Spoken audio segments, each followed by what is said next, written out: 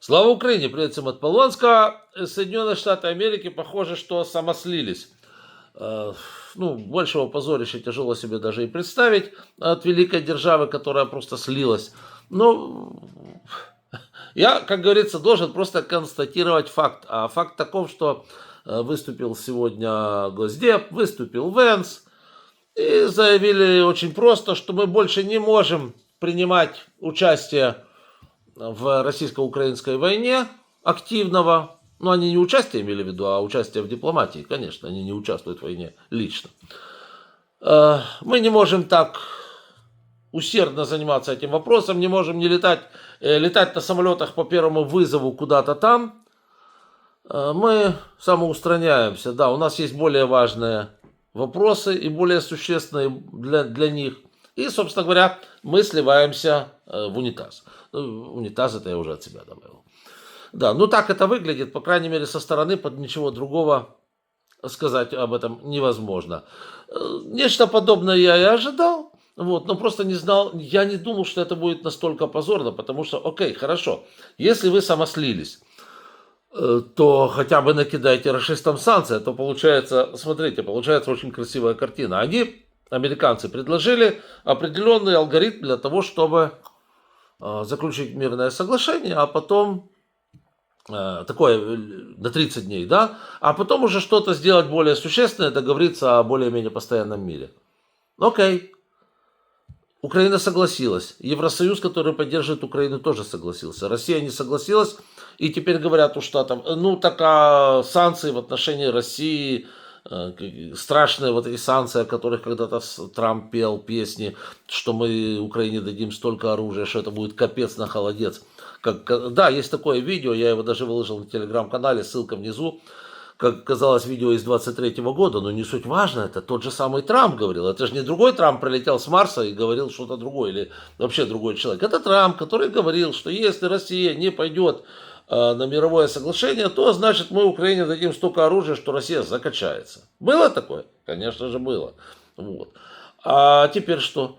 А теперь они заявили, что они не снимут те санкции, которые наложил Байден. Блин, ну просто мстя страшная, просто чувствуется вся моща Трампа. Я бы хотел бы обижаться прямо, обижаться, говорю, на кого там обижаться.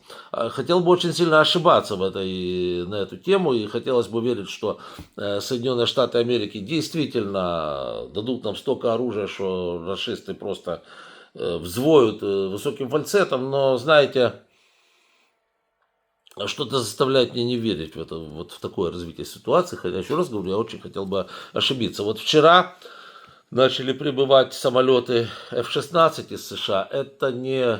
Да, это боевые самолеты, ну, скажем так, те, которые стояли на длительном хранении, они скорее годятся для разборки, для каннибализации, для того, чтобы поддерживать в порядке те F-16, которые у нас есть, которым постоянно нужно... Ну, понятное дело, там запчасти вылетают, обслуживание в 16 довольно дорогое, поэтому если есть вот такие вот другие самолеты, которые можно разбирать, ну, это прекрасно. Вот, это прибыло из США, действительно это есть.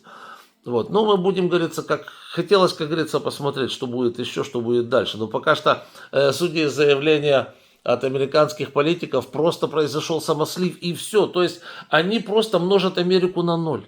Они реально, если это останется вот на том уровне, на котором оно есть сегодня, это просто умножение Америки на ноль, она самоустраняется и занимается Ираном. И Иран смотрит, говорит, стоп, ну вот Украина, они уже об этом говорили, Аятоллы же напрямую об этом говорили. Ну вот Украина, значит, отказалась от ядерного оружия. Что с ней происходит?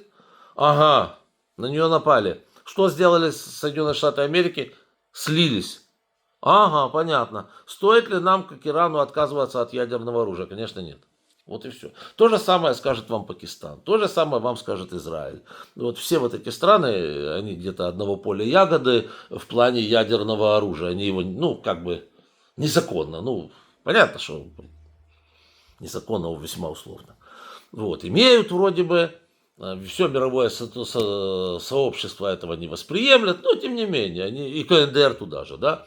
Вот, но тем не менее они его имеют, и чхать они на всех хотели. И вот сейчас они смотрят, Если кто-то там подойдет к Израилю или к Северной Корее и скажет: а ну, давай, сдавай свое ядерное оружие, они покрутят ее сказ, скажут: ну что, ребята, посмотрите, что с Украиной произошло после этого. Мы в жизни не отдадим. В жизни. Вот так вот. Вот, это один момент. Дальше, второй момент, который я тоже, о котором я задумался. Смотрите,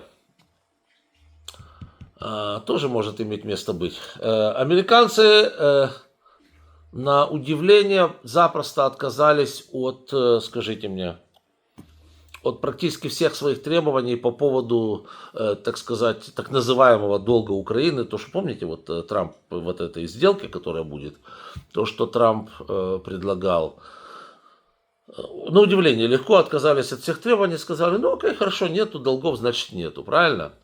Вот, но если будут новые поставки оружия, соответственно, эта ситуация уже поменяется, это уже пойдет в долг. И, соответственно, тогда действительно вот эти деньги, которые мы будем должны Соединенным Штатам за оружие, если они не будут оплачены из каких-то других ресурсов, например, тем же самым Евросоюзом. У Евросоюза денег полно, и, в принципе, деньги на это он выделяет. Вот, но если они не будут погашены теми деньгами, которые вот сейчас Евросоюз выделяет, то тогда это уже пойдет на гора, это пойдет действительно уже в счет вот этой помощи. И тогда появится долг, и тогда американцы как бы свою часть вот внесут вот этим вот оружием, которое они передадут нам в будущем, если они его захотят передавать. Тут же еще тоже хороший вопрос.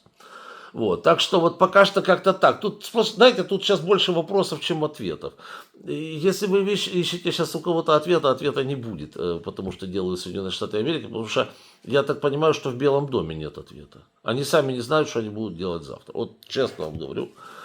Тем паче сейчас у них там меняется советник, Волц уходит, не знаю, кто там будет. Говорили, что Витков приходит, потом Витков отказался, говорит: нафиг оно мне надо. Непонятно, кто приходит, пока что вроде как Рубио будет советчиком. То есть, что он там насоветует, и что они примут в результате, какие действия, ну, тяжело сказать. Скажу только одно, что нам таких посредников, которые заставляли нас отдавать территории, причем не просто отдавать, ладно бы просто признать факт оккупации, это можно было бы, да? Но они нас заставляли юридически признать, например, Крым. Вот такое было вот заявление. Юридически, конечно, никоим образом никогда и ни за какие деньги. Вот. То есть такие посредники, как вот были Соединенные Штаты при Трампе, нафиг не нужны. Которые, в чем была ошибка, я 1000 раз объяснял. Все пункты, о которых можно было бы говорить, и на которых можно было бы на Россию давить, Трамп слил до начала переговоров и начал давить на Украину. Извините, такие посредники даром не нужны. В то время как переговоры нужно было начинать с того, что: смотри, Путин, у тебя сегодня вот такая ситуация. Если ты, скотина, не уберешься, скажем так, за месяц, вот месяц тебе такой нормальный срок, с Украиной, ну, значит, будет ситуация такая, санкции. В результате выйдут твои вот эти вот коленопреклоненные холопы и сожрут тебя прямо на Красной площади, потому что жрать им будет нечего. Вот как надо было начинать переговоры. Вместо этого Трамп слил вообще все, что только можно было перед началом переговоров, а потом, значит, заявил, что позиции сторон далеки, конечно, далеки. Потому что ты наехал на Украину, потому что ты слил все позиции, ты профукал все, что только можно до начала переговоров, а потом о чем-то начал говорить. Я таки не понял, о чем.